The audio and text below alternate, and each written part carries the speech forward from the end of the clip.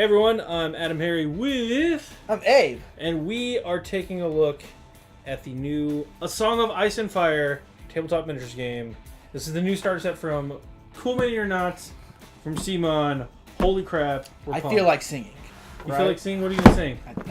Song of Ice and Fire, right? That's true. You better sing some... I thought you were going to go Rings of Casper. Oh, yeah. But anyway... I mean, who are you, the Proud Lord said, when I was bowed so low. There you go.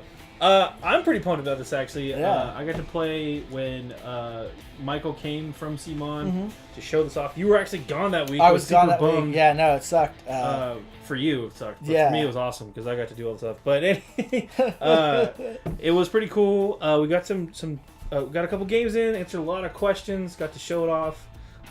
This is now the finished product. Yeah. Now we have it. So this is the back of the box. Let's go ahead and dive in, Abe. Woo. And first off, look at that beautiful artwork already. Yeah. Obviously, this is the Stark versus Lannister set. Maybe more in the future. Maybe we'll see. I think it's important to note at the very beginning, if you're confused, this is based on the books. Yes. This is A Song of Ice and Fire, not Game of Thrones. Yes. It is based on the books, not the TV show. Yes. That is a very important distinction. Yes. It is a Song of Ice and Fire tabletop miniatures game. Yes. So absolutely. If you're confused and you're like, that doesn't look quite right. Yes. This is why. Starting off, rulebook. We'll go through this in a little bit, but it's full color. It is a soft copy here. We'll go through this. Yeah. We're not going to do a gameplay. Obviously, we're just doing the unboxing today, but we will have gameplay probably today. Yeah. Here's a couple of Punchouts. Abe, if you don't mind opening that up, I'm going to keep going through the box. I like the piles of bodies. Yeah, we'll go through all that. We have some dice, so this is everything you need to play, which is pretty awesome. We've got unit cards here, which we'll go through. This looks like looks like a start card. Oh, this is actually a castle walls. Okay, we'll get through that. Oh, that might be a scenario thing or something. Oh. We've got unit cards here, starting off Jamie Lannister, dice. We'll go through all this stuff here in a bit. Or as they call him in Chicago, old Jimmy Lannister. Jimmy Lannister, Mr. Gold Hands himself. Yeah. So this uses the Simon's kind of, I don't know if they pioneered this, but I think they have, where they basically have everything packed in these little plastic containers. Just slide this to the side. Yeah, it's real interesting. Yeah, it's great for when you're trying to put stuff away. Okay, so there's tape on the side. You got to pull the tape off. Didn't know that. So this game is a ranked up, rank and file fantasy sort of grand strategy game. Yes. Using individual models that slot into movement trays. Yes. So you've played the old Lord of the Rings strategy battle game or Rune Wars. It's a similar setup to those. Yeah, it is. Mechanically, it's very different. Very different, but as far as the model and tray kind of thing works. Okay, so here's a bunch of trays. You get a ton of trays. It does have an arrow. These do have an arrow on them to show you the front rank. They do have lines to show you the side arcs, which is important. Those are infantry, and then we've got cavalry. Yeah, large or medium base trays here, and then the big solo bases as well. So. Hey, I thought we can't talk about this movie. Hey, it's a completely different name. Sidetrack. Okay, pulling that off there. Here we go. Here's some sweet looking cav. I'm going to zoom in on these because these are pretty. This appears to be some northern cav. Yes, these are probably the Stark, I forgot what they were called. The Swift Riders or something like that. And there's some Bannermen. Definitely some Bannermen. So I think there's 4 Stark units that come in this. Is that what it looks like? Let's actually look at the rules real fast. We'll be able to tell you what these guys are called. These are the 4 Stark Outriders. Yeah, there we go. 4 Stark Outriders. You can see one closer there. Yeah, right there, zoomed in. It does have a Stark direwolf on the flag. Pretty sweet. And then of course down here we've got the Bannerman. That's the Umber Berserkers Bannerman there.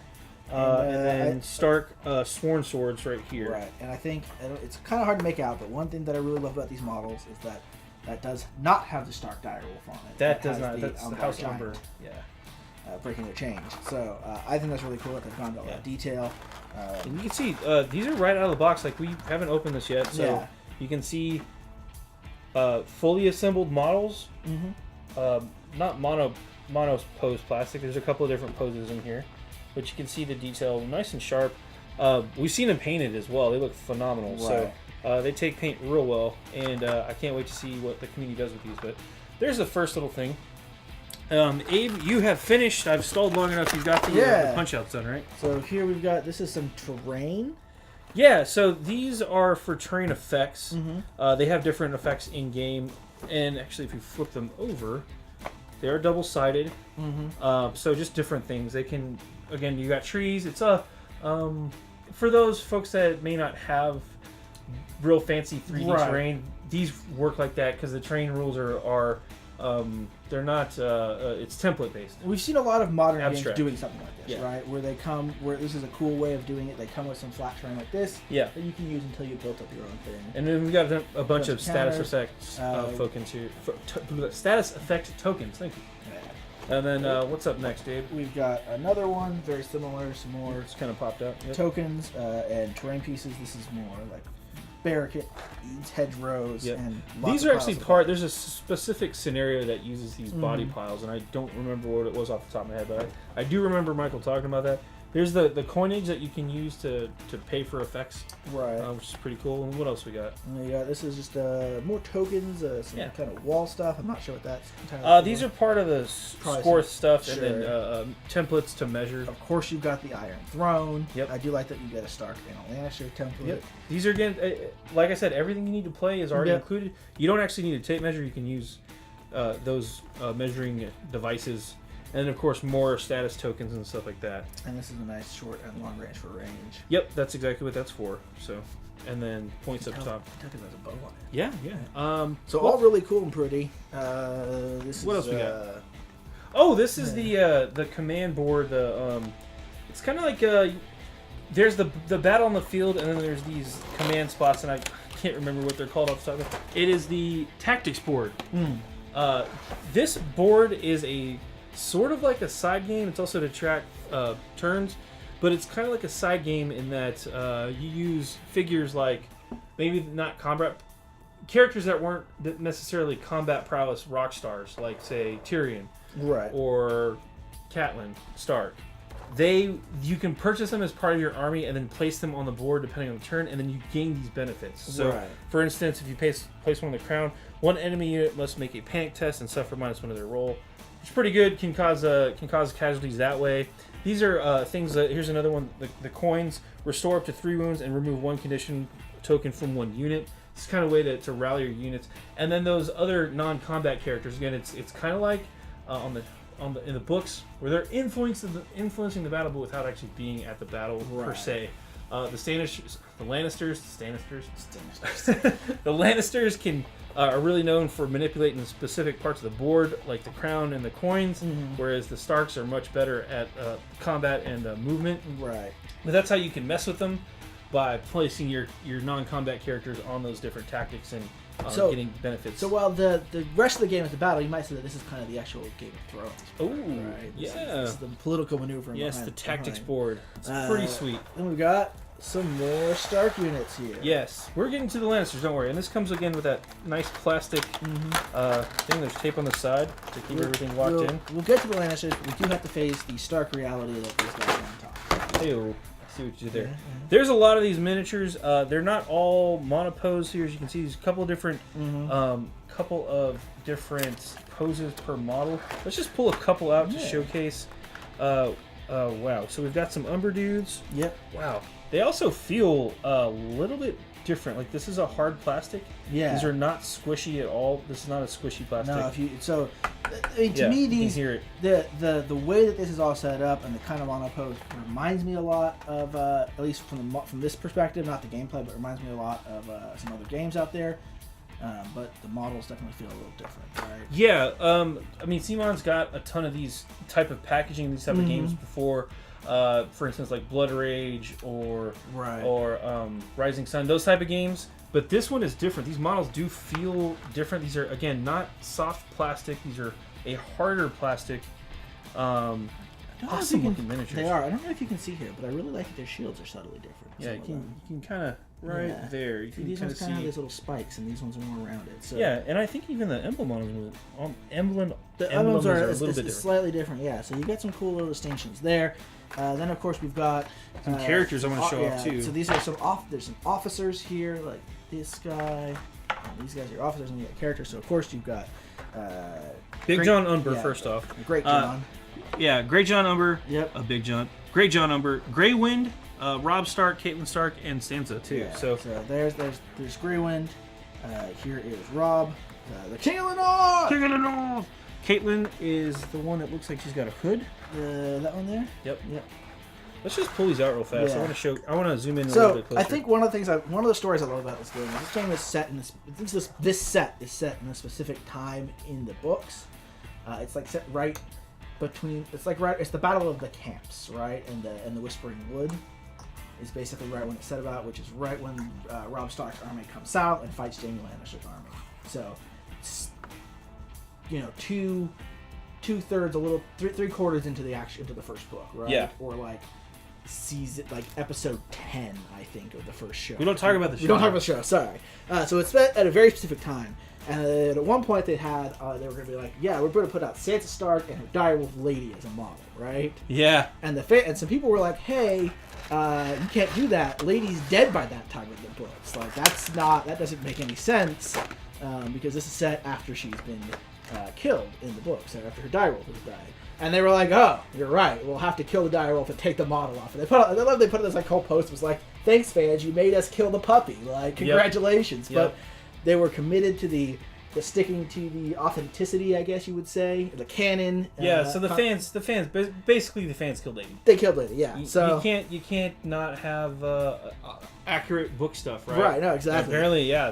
Did you want a direwolf puppy? Well, no, too bad. It's dead. Yeah, that's your fault, fans. Yeah, but I like that they were able to acknowledge that and be like, yeah, okay, that makes sense. Yeah, they one less model for them to make. I guess, yeah. But in terms of models, though, I really like the detail on these guys. Mm-hmm. They're fantastic. Again, I was expecting that softer plastic. That only bends because it's a sword, but it's long, you can hear the difference. If that was soft plastic, I'm making me nervous. Break it. I'm not gonna break it, but it's hard plastic and it's pretty cool stuff. Mm-hmm. Let's go with what else we got in that box, Abe? No, that's it. I think that's it. I don't believe there's you. just Starks. There's nobody else in this game. Yeah, that's a lie. All right, I guess we'll pay our debts and kill them more. Here we go. So this is all of the Lannisters here. In Lannister red, of course. Yes. So the models, even if you don't, you should paint them, but even if you don't, they're still color-coded to be cool for you. And so that you can tell them apart easily. So you've got Lannister halberdiers. Adam has the actual names. Yes. Over there. Okay, what are we looking at here? So, first off... the man, Sir the Gregor... man. The Mountain. The Mountain, Gregor Clegane. That's a big model. He's the mountain that rides. What did you think it was going to be? A small model? Of course not. Of course, their characters: Jaime Lannister, Cersei Lannister, Sir Gregor the Mountain Clegane, and Tyrion the Imp Lannister is around here somewhere. Yeah, he's there. There he is, right there. The short one. Then we've got two Lannister guard captains. So they're just the fancy-looking guard captains. I think they're these guys. These guys? Possibly. They're around here somewhere. We'll find them. No, that's Jaime. Oh, that's Jaime. You're right. You're right. Where are they at? There's also the other tray. Oh, right. There's two trays. Duh. There is two trays. Okay. So it's probably these guys with plumes on their head there. Yeah, these two guys are the captains. We've got lots of. We do have lots of Lannisters here. So, two captains. We've got 24 Lannister guardsmen. So quite a few guardsmen. These are all these swords dudes. And then the Mountain also has his own crew. That's the 12's Mountain. These guys, right? Yes, they're the ones without swords. Without swords.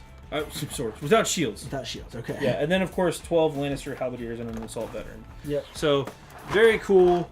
This is the assault veteran, I think. And that, even though that's just a unit leader, yeah, it's just kind of rad model. Right? Like that is a really cool model. Let's pull a couple of these out. We'll zoom in on them so you guys get a closer look at them. So, there's a couple of really awesome looking sculpts here. So again, and we got to see the actual studio paint previews. They were amazing. Again, I just want to point out real quickly here. We got the banner bearers, and again, the Lannister banners. You can pull them down. Yep. Again, the Lannister bearers have the Lion of House Lannister, and Clegane's, the Mountain's men, have the three Hounds of House Clegane. They're hounds, and it's hard to see. It's hard to see, but it does have the Lannister on there, Lion on there. So again, I really like that they're doing with the banners. I hope we'll continue to see that in all the other stuff that comes out, because that's one of the things that makes Song of Ice and Fire really cool. It's all the different houses and representing it on the battlefield. And make an army look really cool and unique when you have these different flags. So there's Jaime. I just love the sculpts. They did an awesome job. They're very dynamic. Here's the Mountain. This is really cool looking. Yeah. That is a big dude. So let me ask you, Adam. Yeah. Is it a cool mini or not? Yeah, very cool minis. Very cool mini. Yeah. Very cool minis. There's a ton too. There's Tyrion and there's Cersei. I mean, in total, you're getting 103 freaking miniatures. It's a lot of miniatures. 103 in the box. Yeah. And again, they come pre-built, pre-assembled. Again, it is a hard plastic. It is not the soft plastic we've seen in the other products. These are really... I think one of the reasons they went with the hard plastic as well is because they want you to paint these for that extra dynamicism. Extra dynamic. Let's just see what a unit looks ranked at real quick. I'm going to do this real quickly for you guys. And keep talking. Yeah, so again, Tyrion and Cersei, they're going to be your non-combat characters. They're actually really cool effect-wise too, because depending on which part of the tactics board you put them on, they can have different in-game effects and just do some really cool stuff. While Abe is looking at that, I want to take a look at these cards. Yeah. And I really like that idea because it's a cool idea to be like, well, we've got all these really famous characters that are popular, people obviously want to see. Yeah. But like, they don't have what effect did they have? Because they're not going to be out there like stabbing people, right? Right. They're not going to shoot their dad in the stomach with a crossbow. That's crazy. Not on a battlefield. Yeah. So these cards are really cool. Every unit in the game is going to come with a card, and with unit attachments too. You can put them. Let's see if I can find any here. So I think there's the tactics cards. I believe those are called. What are those? Secret mission cards, objective cards. There's siege cards. There's also a cheat sheet card here around somewhere. But things like Jaime Lannister, if you want to stick him in a unit, you can do stuff like, there's Jaime Lannister, a couple of different versions of them. One of these you can put in a unit, and then you just kind of, if I remember this correctly, you can just kind of... Right. You can stack them. Yeah. So here, while Adam's looking at that, here's what a unit looks like, kind of all ranked up. I think I got this all right. Yeah, right there. Right there. So that's pretty cool. And I do like that there's still some subtle little differences. Like, these two guys seem very similar looking to you, and me too, but they are a little different posed. This guy has his visor down, this guy has his visor up. So I think there's about 3 basic poses in the unit, 3 or 4 basic poses, plus the commander, plus the flag. Which gives you enough variety in like a 12 model unit, 4 or 5 poses in there. Right. That it looks pretty cool already. Yeah. And again, you do want a little bit of uniformity for ranked units. Sure. Because they're ranked. Yeah. Yeah. If they were standing next to each other and they didn't have any kind of uniformity, it would just look like why are they there? They're not really a unit. And honestly, if you look at the industry and the games that are coming out now, that's not out of line, right? Like a lot of the modern games are similar, where you've got 5 or 6 poses in a unit kind of thing. Right. Days. If they're especially when they're coming pre-built. But even multi-part models these days, right, are often kind of limited. You get a few poses, maybe you can move an arm. So these are really cool quality, and that's why you can get so many of them. It's high quality, and it looks great. Yeah. I can't wait to get them on the table. So here's real fast. Let me move these to the side. Each unit, this is what I was looking for. Each unit has a card. So let's say we have Lannister's Guardsman, right? You're gonna get a card with the unit, and then this side, right? This is kind of like the stats and stuff, right? For that. Then, if you want, you can attach a character. Like the assault. Well, you can attach the commander, like the assault veteran. Right? Yeah, that's the commander. So you kind of do this. Boom, and it kind of supposed to line up there, so you can kind of see how it goes. Or was it to the side? I forget how it lines up exactly. It's actually in the book. Maybe it's like that. I think it's like that. Yeah. You get the idea. The characters go to the side there too. I'm not sure. I know that these line up because that's how we laid out the cards. Yeah, there's definitely a cool way of lining up. Yeah, I think it might have been like that because of the command bar. Yeah, and everything kind of lines up.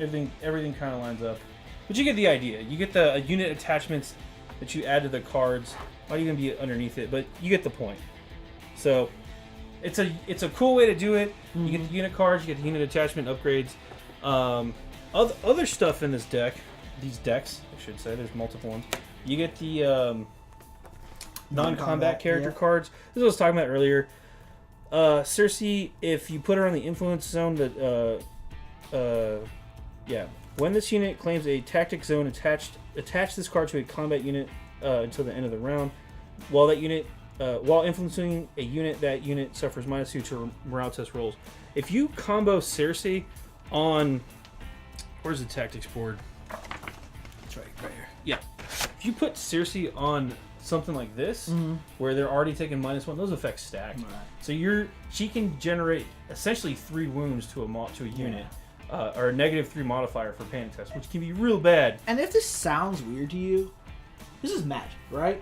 Yeah. This is their version of Magic, basically. Like, other games might have wizards that have magic but aren't really fighty characters. In this game, instead of having magic, you've got the models that aren't really fighty characters that are kind of an abstract background game, but it basically forms the same, very similar effect to some Magic and other things, where you can put combat effects on units in the game. Right. Doing stuff like that. And it represents the fact that maybe the Lannisters are bribing or threatening them. I mean, there's never been a betrayal in Game of Thrones. No. Everything is like really up front, and no battle ever has like surprises in it. Right. There's also 20 secret mission cards that come in the box. These can get you victory points, and that's why you want to complete those. There's siege attacker cards and defender cards. These are special condition cards you can do for the specific scenarios. And then each player is also going to have these house cards. So here's the Lannister cards. If you take Jaime as your general, you're going to get his cards in here as well. There's a side game on top of that that's kind of like these bonus cards that you can use to do effects or mess with your opponent. And again, it depends on who's your army general. So if you take the Mountain as your combat commander, you get his deck. Or if you take Jaime, you get his deck. For Robb, he's got his own cards like Hit and Run, which are super effective. And then Great John. Oh, he's got a wolf too.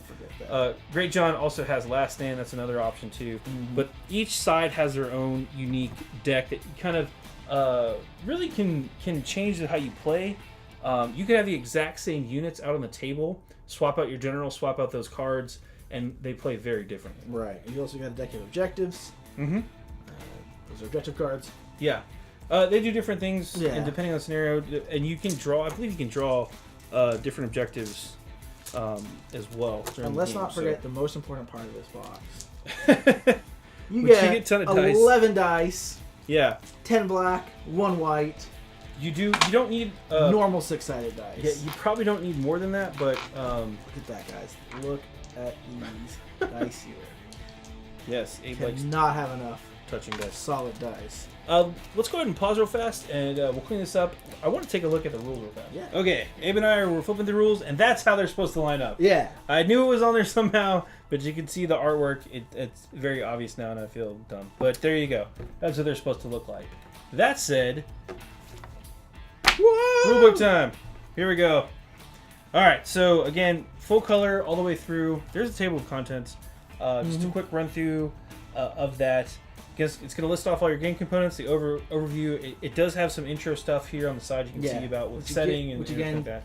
This is the War of the Five Kings. This is at that specific time we're talking about. Yeah, and that said, there's no reason that later on they can't add to or maybe go before that. Certainly. What if they did a prequel version of that? That was just throwing it in there. There's a lot. It's almost like there's a lot of world building that they can tap into. There's a few things. The War of the First Men. I'm just saying.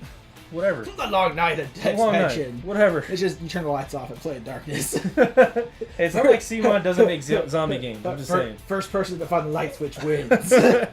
Anyway, it goes through all the different units, your actions, unit types, how combat works, kind of a big deal, and how the tactics board work, how to build your armies, multiplayer games, which you can do, which is kind of cool. I think that's going to be something really fun to watch as more and more expansion comes out for this game, more units come out. And then, of course, different game modes. And again, I believe there are 5. There are 5 game modes. They're named after the books. So there's a Game of Thrones, Clash of Kings, Storm of Swords, Feast for Crows. The Winds of Winter, it's not in the book yet. They say it's going to come out next year, but it's probably going to be pushed back a few years again. Yeah, just going to keep going. So it's not. No, it is in the book. So you can get that was a George R. R. Martin joke. Come on. But you can get the Winds of Winter in this book right here, guys. Right now, it's full actually text out. for it. Boom. Yeah. Yeah, but different ways to play. The I believe the Feast of Crows is what those body piles are for. So it would make sense. Here's the big everything in the box, which you kind of went over already. So I'm just gonna skip right past that. Pre-game, which construction, build your army, select your game mode, and then set up the battle.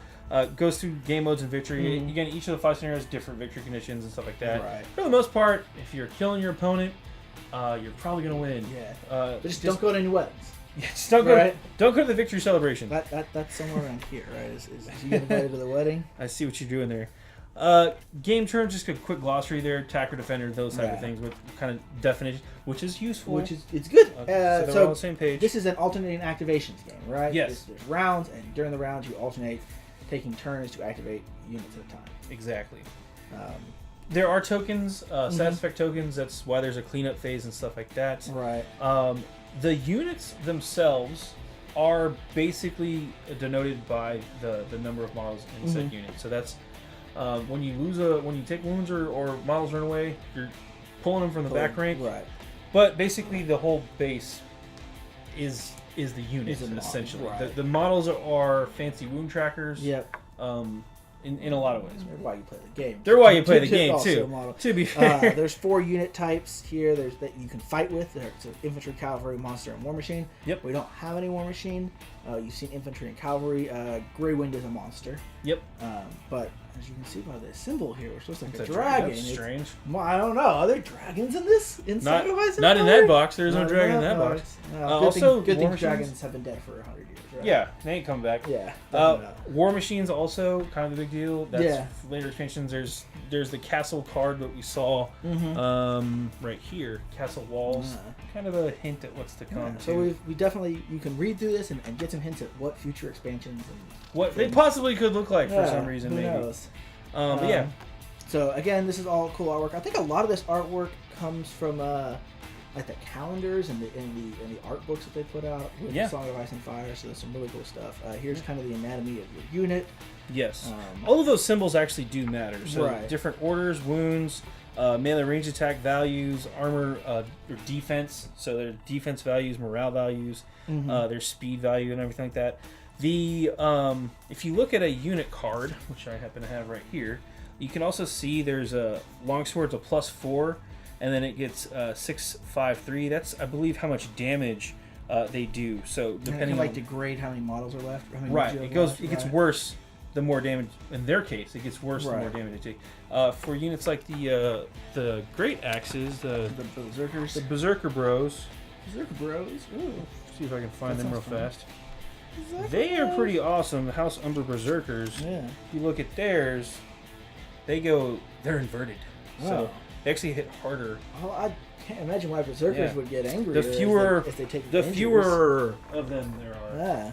The more damage they do.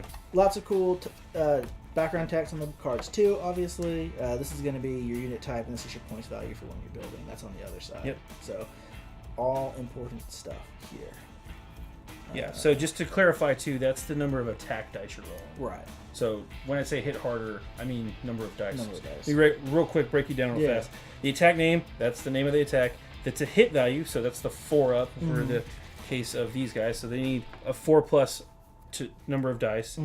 The attack dice, that's what the degrading number is. So the more attack dice you roll, the harder you're hitting, is what I'm saying. Right. Typically. Green is the normal value. Yellow is if you have 1 destroyed rank, and red is the value if the unit has 2 destroyed ranks. Again, if we just look at a base, it's real easy to tell. Yep. So it's got to be fully destroyed. So if you have even 1 guy here, that counts as 3 ranks. Right. So makes sense? Yeah. Makes sense. All right. Moving on. This is going to talk about how you attach units. So again, as we saw with the cards, you put them like that. And then you just pull out a model and put your new model in there. Typically, you're also going to put the attachment on the front rank somewhere, probably in the corner, because of how you pull models. Exactly. So. There is, as I kind of hinted, there's a 5th unit type. This is the non-combat units. Yes. They get their own little thing. This is Tyrion, Cersei, that kind of thing. And then their card breakdown, too. Yep. Which mostly is just they have abilities. Yeah, they do things. Yeah, they know stuff and things. Line of sight, so fairly standard for a ranked game like this. You've got your, and then side arcs and all that kind of stuff. And it's clearly marked on the bases. Yes, so as we really pointed cool. out, again, there are lines. You can see them, denote flanks and arcs and stuff like that. Yeah. I think also one point it's important to point out in the core set there's no range units, right? There aren't any in this set. I think, do the Umbers have a throwing axes? I don't think so. But obviously there's rules for shooting in this game. There is. And what's this? Is that an artwork of some Lannister crossbowmen?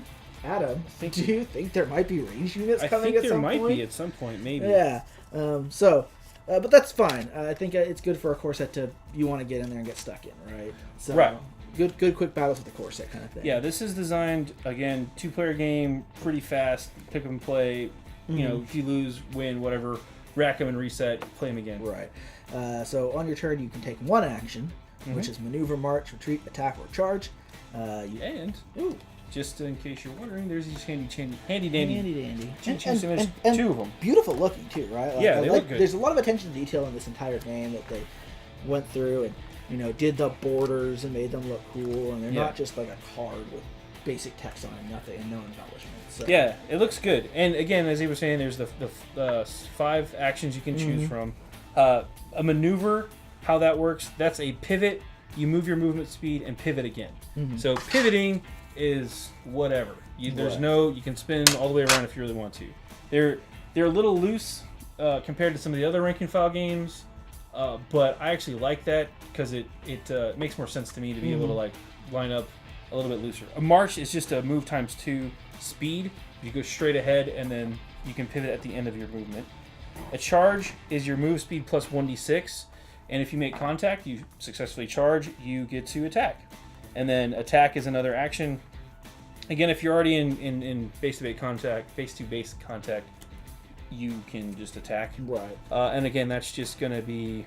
you can actually shift or change facing and attack with that as well as part of your melee attack action. Shooting is a shift up to 2 inches and then roll your attack action there. And then retreat is your move speed plus 1d6, and then you end with a pivot. So that's pretty cool. And I think what's cool about this is that like it says an action, that most of his actions are actually like a series of things. Right. It's not like all I get to do is move and nothing else or attack. You do get to know a series of things. There's also free actions you can get in the game. So there's some other stuff in there going on, obviously. Right. That's just a real quick. That's just a real quick overview. Here's what we just talked about. Here's your shooting rules, things like that. And again, you use the templates provided for range. So I believe they're a 1 foot, so 12-inch template. Right. So you can use the tape measure if you want to, or the fancy ones that are included. Yep, pretty easy stuff. There's your rules for charging, stuff like that. Here we've got your resolving attack step. Yep. And then we got also got the morale, tactics board, all that stuff we were talking about earlier. Morale and panic are pretty important in this game too. So the Lannisters guardsmen, for example, just to give you, they have a 3-up defense value. So if they just take a bunch of damage, you roll a die for each point of damage they've taken. On a 3-up, they ignore it. Right. But they only have a 7-up leadership. So if you can attack them, for each model you lose, it's -1 to that, or to the difficulty. So on a 2d6 check, panic text is 2 dice and compares the result to the morale stat, as explained. If it passes the test, nothing happens. On a failure, however, the unit suffers 1 automatic wound, meaning no defense die save for each point it failed by. So when you need to make a 7-up and then suddenly it's dropping lower. Yeah. And you've taken some abilities maybe from tactics board or something like or that. sorry, I guess it's getting harder and harder. So not lower necessarily. We got the tactics board, and then we've got non-combat units, what they can kind of do, the tactics deck that we were talking about here, and then just additional rules. You can pre-measure at any time, stuff like that. Just going over just all the rules, orders, condition tokens, that kind of stuff. Army construction. So a small game is 30 points, a medium game is 40 points, a large game is 50 points. Just as an example, the unit of Lannister guardsmen are going to be 5 points. characters are going to be more expensive, obviously. So, yes. That's going to add on a lot of your points there, but you can do that. You've got, basically, you need to build from your army, but there are neutral units. So, again, hints at future expansions. These are people that might fight for different houses, mercenaries, for different reasons, but who have fought for multiple sides in the conflict. Different types of games, and then you got your terrain here. And just a quick breakdown of the terrain examples and stuff like that. So they have different impacts and things like that. Right. A corpse pile has the rules hindering, horrific, and rough, which that makes sense that it would be horrific, right? Yep. Hindering causes you roll 2 dice when charging through it. That's like the lowest. Horrific. While within short range of this terrain piece, you can suffer -1 in the morale test. This is not cumulative. So if you're by like 2 logs, you're like, one corpse pile was bad, but like once you've seen one, you've seen the one. Yeah, because they're identical, guys. I know. I do really like that it is specifically a weirwood tree. Yes, it's inspiring too. Yeah, and that's very key to Game of Thrones lore, or Song of Ice and Fire lore. The first book is called Game of Thrones. Is what we're talking about here. Not the show. It's in there. It's in the first book. Yeah. And then here's how you actually play the games out. Yeah, obviously. And these are just different game modes. We're not going to go through all those, but you get the idea there. I do want to point out that I think... And Rob Stark's still alive! Whoa, Rob Stark! The Clash of... Storm of Swords specifically is a siege battle. Yes. Yeah. So there is... One of the modes is specifically based around sieges, and you kind of saw some stuff there. So that's a very core part of the game. That doesn't seem to be... a lot of games have siege in it, but oftentimes they're like a weird alternate rule set that you have to go purchase and buy a $90 castle that's really cool and go to the stock and you're really sad. When does that ever happen? I don't know. And then the world blows up. I don't know. But luckily, that's when the meteor hits King's Landing. Yeah, definitely. In the next book. This is more core to this. Siege battles are very important. Again, in A Song of Ice and Fire. So that's in here. And those are the rules there. I also like to just real fast. The rule summary is on the back page. These are your core mechanics. Very straightforward. It's a super easy game to pick up and play. I got to spend an afternoon with Michael Shaw with Michael, and we ran through the game. He walked me through how to play, and I learned to play in about 15-20 minutes. Boom. And I think I ended up beating him too. I got a little lucky. So. But it's real easy. I want to point out one other thing too. The bases and stuff like that. The flanks do matter. Right. We've mentioned there are flanks and line of sight matters, but the attacks do matter. And you can see right here. I'm going to zoom in here on the attack bonuses. A flank chart. So if an attacker is attacking the defender from the sides, defenders suffer 1 to their defense save rolls and -1 to their panic test rolls. And then if you're getting hit from the rear, it's -2 to your defense and -2 to the panic check, which can be bad. Yeah, definitely. Real bad. Just even your crappiest unit, if you can attack another unit from the rear, it's going to be a bad time. I mean, Grey Wind was just causing havoc. Harassing the flank and the rear. So of my Lannister units. So he had to go. But anyway. So important question, Adam. Yes. About songs here. Now that we're at the end, which one of us is the bear, and which one of us is the maiden fair? You know what? I'll let the folks at home decide. I'm Adam Harry. I'm Abe. We're both from BoLS Souls. Thanks for watching. Click to subscribe. Check out more videos. And thanks for watching.